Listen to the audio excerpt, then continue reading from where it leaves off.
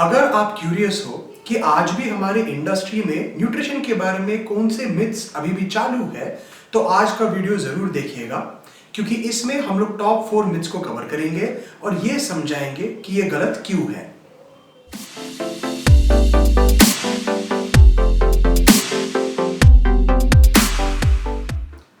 तो सबसे पहले हमको ये समझना पड़ेगा कि एक न्यूट्रिशन मिथ होता क्या है। बेसिकली ये कोई ऐसा कॉन्सेप्ट या बिलीफ है जो अभी भी चल रहा है, लेकिन साइंटिफिक एविडेंस दिखा चुका है कि ये गलत है। ये जो कॉन्सेप्ट होता है या कोई बिलीफ होता है, ये अलग अलग जगह से आती है। कभी कभी ये बहुत पुराने टाइम से आती है, मेडिकल रिसर्च के पहले, या कभी कभी ये ब्रो साइंस से आती है जो बेसिकली जिम में लोग बात करते हैं उसके वजह से, या कभी कभी इसलिए भी होती है क्योंकि कुछ फैट डाइट्स पॉपुलर हो जाते हैं और वो फैट डाइट का एक या दो कॉन्सेप्ट्स को लोग बिना उस डाइट का कॉन्टेक्स्ट से निकाल कर वो अलग अलग जगह में यूज करने की कोशिश करते हैं और फिर लोग भूल जाते हैं कि वो ओरिजिनल कॉन्सेप्ट या पॉइंट उस डाइट में कैसे यूज किया गया था। तो ऐसे टाइप की चीजें जिसको हम लोग अभी प्रॉपरली यूज नहीं कर पाते, इसको हम लोग मिथ बोलते हैं। पहला मिथ जो हम कवर करेंगे वो है डिटॉक्स डाइट्स। तो डिटॉक्स डाइट का कॉन्सेप्ट ये होता है कि जब हम लोग कोई भी खाना खाते हैं या प्रोसेस्ड फूड खाते हैं, उसमें बेसिकली कुछ टॉक्सिन्स होते हैं। टॉक्सिन्स मतलब जहर टाइप का या वेस्ट प्रोडक्ट जो बॉडी यूज नहीं कर पाता। ये टॉक्सिन फिर बॉडी में फंस जाता है और बॉडी इसको निकाल नहीं पाता, जिसकी वजह से धीरे धीरे बीमारी हो सकती है और लाइफ स्पैन छोटा हो जाता है। तो डिटॉक्स डाइट का आइडिया ये होता है कि कुछ दिनों के लिए सिर्फ वेजिटेबल फ्रूट्स का हम लोग जूसेस बनाकर बेसिकली कोई सॉलिड फूड नहीं खाएंगे और इससे बॉडी के जो पुराने टॉक्सिन्स है बॉडी के अंदर, बॉडी उसको एलिमिनेट कर पाएगा। तो सबसे पहले हमको ये समझना पड़ेगा कि हमारे बॉडी का ऑलरेडी एक बड़ा अच्छा डिटॉक्सिफिकेशन सिस्टम होता है और वो है लिवर और किडनी। आप कोई भी डाइट लो, लिवर और किडनी जितना काम करने वाला है वो उतना काम वैसे भी करेगा। हाँ, एक जनरली हेल्थी डाइट में टॉक्सिन्स का इंटेक कम होता है, जिसके वजह से शायद लिवर और किडनी थोड़ा आसानी से अपना काम कर पाएगा, लेकिन ऐसे अलग से लिक्विड डाइट लेने में कोई फायदा नहीं है। दूसरा चीज, ऐसे टाइप का liquid diet actually digestive distress cause करता है, जिसके वजह से जो हार्मफुल बैक्टीरिया होता है स्टमक में वो बढ़ सकता है। इनफैक्ट डिजीज से बचाने के जगह ये एक्चुअली डिजीजेस बढ़ा देगा बॉडी में, तो ऑब्वियसली हम लोग ये चाहते नहीं है। तीसरा चीज, ऐसे भी कोई प्योर लिक्विड डाइट में हमारा जो लिम्फेटिक फ्लूइड्स होते हैं बॉडी में, बेसिकली लिम्फेटिक फ्लूइड्स हमारा इम्यूनिटी को कंट्रोल करता है, जिससे हमारी डिजीज से बचाव होती है। तो ये जो लिम्फेटिक फ्लूइड्स होती है ये कम हो जाती है, जिसके वजह से हम लोग और बीमार पड़ेंगे। तो डिटॉक्स डाइट करने का कोई मतलब नहीं है, नॉर्मल हेल्थी डाइट खाओ और ये ध्यान रखो कि आप वाटर इतना पी रहे हो कि बॉडी अपना काम कर पाए। अगर आपका वाटर इंटेक ठीक है और आप बहुत ज्यादा शराब या दवाई ववाई ये सब नहीं लेते हो, तो आपका बॉडी बहुत बढ़िया डिटॉक्सिफिकेशन कर रहा है। अलग से डिटॉक्स करने से आपको बॉडी को सिर्फ हार्म होगा।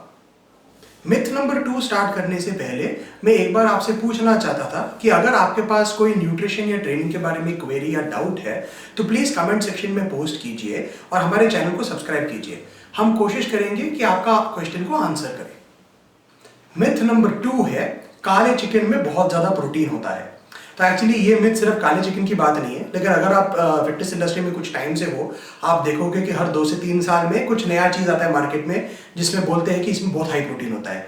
टिपिकली शुरू में होता था चिकन ब्रेस्ट, फिर चिकन थाई आ गया, फिर काले चिकन स्टार्ट हो गया, अब सब लोग पोर्क के बारे में बात कर रहे हैं, फिर आगे जाकर कोई और मीट की बात होगी, कोई सैल्मन का बात करेगा। एक्चुअली प्रॉब्लम क्या है, आप कोई दुनिया में कोई भी जानवर को उठाकर उसके मसल टिश्यू को मेजर करोगे, 100 ग्राम मसल टिश्यू में 25 ग्राम प्रोटीन होता है। कोई भी जानवर का, कोई भी जानवर जिसके पास मसल है, मसल में 100 ग्राम में से 25 ग्राम प्रोटीन होता है। तो ऐसे कोई जानवर नहीं है कि इस जानवर में बहुत ज्यादा प्रोटीन है और इस जानवर में बिल्कुल प्रोटीन नहीं है। ऐसे होता नहीं है, सारे जानवर में प्रोटीन होती है। जो प्रोटीन कंटेंट में फर्क आता है वो सिर्फ 2 रीजन की वजह से आता है। रीजन नंबर 1, जो जानवर है वो फैट था। तो फॉर एग्जाम्पल अगर आप पोर्क खा रहे हो तो पोर्क की स्किन के लेयर के अंदर बहुत ज्यादा फैट होता है, तो जहां पर फैट है और मसल नहीं है ऑब्वियसली वहां पर प्रोटीन नहीं होगा। लेकिन ये प्रॉब्लम नहीं है, क्योंकि अगर आप प्रोटीन चाहते हो तो आप मसल को खाओ, फैट को मत खाओ, इसमें कोई बड़ी प्रॉब्लम नहीं है। ठीक है।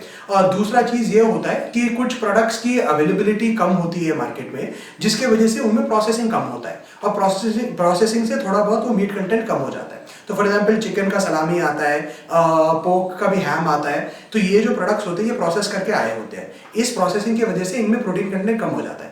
अभी अगर आप काले चिकन खाने जाओगे या आप मटन खाने जाओगे, उसकी प्रोसेसिंग कम होती है तो उसमें ज़्यादा प्रोटीन होगा। लेकिन ये इसका ये मतलब नहीं हुआ कि काला चिकन रेगुलर चिकन से अच्छा है, इसका बस यही मतलब हुआ कि वो लेस कमर्शियलाइज प्रोडक्ट है। लेकिन अगर आप काले चिकन खाते रहोगे, आगे जाकर उसकी भी सलामी बनेगी और वो भी कमर्शियलाइज हो जाएगा। तो ऐसे कोई ये चीज़ नहीं होता। आपको बस ये देखना पड़ता है कि जिस सोर्स से आप खरीद रहे हो अपने मीट को वो रिलायबल है। अगर आप लोकल कसाई से खरीद रहे हो, आपके सामने आपको मीट काट के दे रहा है, तो आपको मालूम है कि आपको असली मीट मिल रहा है, ऐसे कुछ प्रोसेस सामान नहीं मिल रहा। इसमें यह भी याद रखो कि जो ऑर्गेन मीट्स होता है कोई भी जानवर में, वो हमेशा ज्यादा न्यूट्रिशियस होता है, उसमें ज्यादा माइक्रो न्यूट्रिशन यानी विटामिन और मिनरल्स होता है, और उसमें ज्यादा हेल्थी फैट्स भी होते हैं। ऑर्गेन मीट्स मतलब जैसे चिकन कलेजी या पोटला, कोई भी जो ऑर्गेन होता है उसमें बहुत ज्यादा न्यूट्रिशन होता है। साथ में काफी सालों से लोग को ये डर रखता है कि हम लोग मीट में फैट नहीं खाना चाहते क्योंकि ये फैट सैचुरेटेड फैट होती है। लेकिन एक्चुअली जो सैचुरेटेड फैट हमको मीट से मिलता है ये बहुत हेल्थी होता है क्योंकि ये मिनरल्स में बहुत रिच होता है, और साथ में उस प्रकार का सैचुरेटेड फैट प्रोवाइड करता है जिससे हमारी बॉडी की फैट बर्निंग इफेक्ट बढ़ जाता है और गुड कोलेस्ट्रॉल प्रमोट हो जाती है। तो जब हम बोलते हैं कि बेकन में हाई फैट होता है और या मटन में बहुत ज़्यादा फैट होता है, रेड मीट कोई भी रेड मीट में फैट ज़्यादा होता है, एक्चुअली वो फैट हमारे लिए हेल्थी है, ये अनहेल्थी फैट नहीं है। तो बॉटम लाइन यही है कि कोई भी मीट आप खरीदोगे आपको अच्छा प्रोटीन और अच्छा न्यूट्रिशन मिल ही रहा है। ऐसे सोचो मत कि नहीं मैं सिर्फ चिकन ब्रेस्ट खाऊंगा या मैं सिर्फ काला चिकन खाऊंगा। मिथ नंबर 3 पे आते हैं, सींदा नमक या सी सॉल्ट रेगुलर नमक से अच्छा है। तो इसका लॉजिक यही होता है कि जितना कम हम कोई चीज को प्रोसेस करेंगे उतना ज्यादा उसका न्यूट्रिशन प्रिजर्व होता है, जिसके वजह से उतना ज्यादा हमको न्यूट्रिशन मिल रहा है। लेकिन लोग ये नहीं समझते कि जब हम लोग सॉल्ट को ओशन से निकालते हैं उसका सारा आयोडीन निकल जाता है। तो अभी हाँ, जो रॉ सॉल्ट होता है या सी सॉल्ट होता है उसमें थोड़ा बहुत ज्यादा क्रोमियम या मैंगनीज या इस टाइप के मिनरल्स होते हैं जो रेगुलर सॉल्ट या टाटा सॉल्ट में होता नहीं है। लेकिन उसमें एक बहुत इंपॉर्टेंट चीज नहीं है जो हम लोग एक्चुअली सॉल्ट पर डिपेंड करते हैं, और वो है आयोडीन। आयोडीन के बिना ब्लड प्रेशर इंक्रीज हो जाता है, गोइटर हो सकती है, थायराइड के प्रॉब्लम हो सकता है। आयोडीन इनफैक्ट पूरे मेटाबॉलिज्म को कंट्रोल करता है। तो अगर आयोडीन का डिफिशियंसी है ये बहुत सीरियस बात है और बहुत सारे डिजीजेज में रिजल्ट कर सकता है। तो आयोडाइज सॉल्ट खाना बहुत इंपॉर्टेंट होता है, और अनफॉर्चुनेटली रॉ फॉर्म में सॉल्ट आयोडाइज नहीं होता है क्योंकि जो सी सॉल्ट में जो आयोडीन होती है वो जब उसको पानी से निकालते हैं उसका लॉस हो जाता है, तो हमको दोबारा से वो आयोडीन को वापस डालना पड़ता है। तो हाँ, वो क्रोमियम मैंगनीज ये सब का लॉस हो रहा है, लेकिन ये क्रोमियम मैंगनीज और छोटे मोटे जो ट्रेस मिनरल्स है वो वैसे भी दूसरे सोर्स से हमको डाइट में मिल जाते हैं। लेकिन जो मेन चीज हमको डाइट में जरूरत है वो है आयोडाइज सॉल्ट, और वो सिर्फ प्रोसेस सॉल्ट से मिलेगा। तो प्लीज जो ये रॉ नमक है या सी सॉल्ट है इसको खाना बंद करो, और जो रेगुलर टेबल सॉल्ट है उसी को कंज्यूम करो, उसमें ज्यादा न्यूट्रिशन है और आपके मेटाबॉलिज्म के लिए भी बेहतर है। मिथ नंबर 4 है 7 बजे के बाद कार्बोहाइड्रेट्स मत खाओ। तो ये एक्चुअली बहुत पुराना मिथ है, 1960s 1970 से चल रहा है। लॉजिक ये होता है कि जब हम लोग लेट खाना खाते हैं और कार्बोहाइड्रेट्स खाते हैं, वो कार्बोहाइड्रेट्स ब्लड शुगर में कन्वर्ट हो जाता है, लेकिन वो ब्लड शुगर यूज नहीं होता है क्योंकि हम लोग इसके बाद कुछ एक्सरसाइज नहीं कर रहे, जिसकी वजह से रात भर ब्लड शुगर एलिवेटेड रहता है, इंसुलिन बनता रहता है। ये इंसुलिन हमारा ये सारा ब्लड शुगर को फैट में डाल देता है, तो हमारे फैट गेन हो जाती है, साथ में से डायबिटीज भी हो सकता है। तो ये लॉजिक एक्चुअली हर तरह से गलत है। सबसे पहला तो ऑब्वियस मिस्टेक इसमें निकालते हैं, अगर आप इवनिंग को एक्सरसाइज करते हो ऑटोमेटिकली ये लॉजिक मतलब ये दरवाजे के बाहर चला गया, क्योंकि पूरा लॉजिक यही होता है कि हम लोग वो शुगर को यूज नहीं करेंगे, लेकिन अगर आप इवनिंग में एक्सरसाइज कर रहे हो तो शुगर को यूज करोगे। दूसरा, अगर आपके दिन में ओवरऑल कैलोरीज की रिक्वायरमेंट से आप कम कैलोरीज कंज्यूम कर रहे हो, तो जो भी कार्बोहाइड्रेट्स आप खा रहे हो वो मसल में स्टोर होगा, फैट में स्टोर नहीं होगा, इंसुलिन बने या ना बने। तो ये एक्चुअली न्यूट्रिएंट टाइमिंग का प्रॉब्लम नहीं है, ये है आपका ओवरऑल डाइट का कंस्ट्रक्शन। अगर ओवरऑल डाइट में आप कैलोरी डेफिसिट में हो तो आप कभी भी वो कैलोरीज को खाओ, अल्टीमेटली वो स्टोर होगा मसल में, वो फैट में स्टोर नहीं होगा।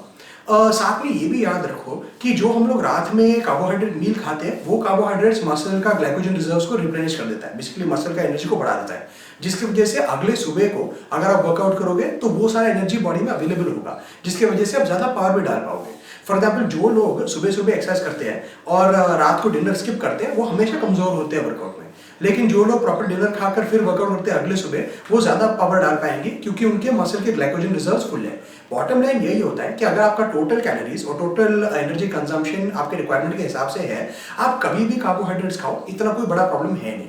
हाँ, थोड़ा बहुत कार्बोहाइड्रेट्स वर्कआउट के अराउंड कंज्यूम करने में ज़्यादा फायदा होता है, क्योंकि वो वर्कआउट को फ्यूल करेगा और साथ में परफॉर्मेंस को बढ़ाएगा। साथ में उस टाइम पे बॉडी ज़्यादा इंसुलिन सेंसिटिव होता है, तो मसल गेन भी कर पाओगे।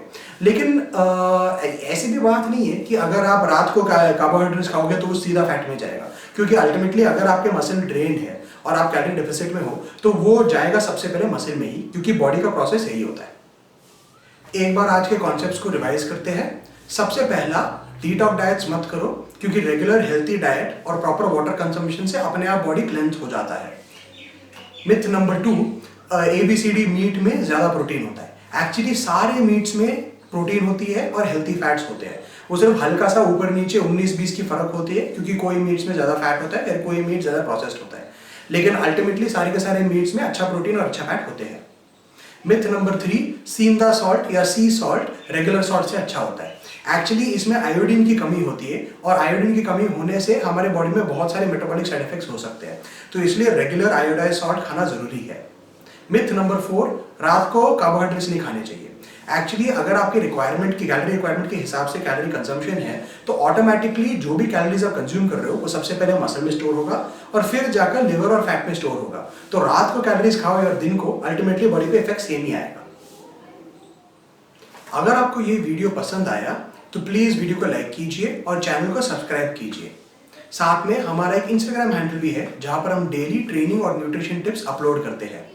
अगर आप फिटनेस इंडस्ट्री को ज्वाइन करना चाहते हो तो इंडस्ट्री का बेस्ट एजुकेशन के लिए हमारे वेबसाइट पे चलिए। Thank you and have a great day.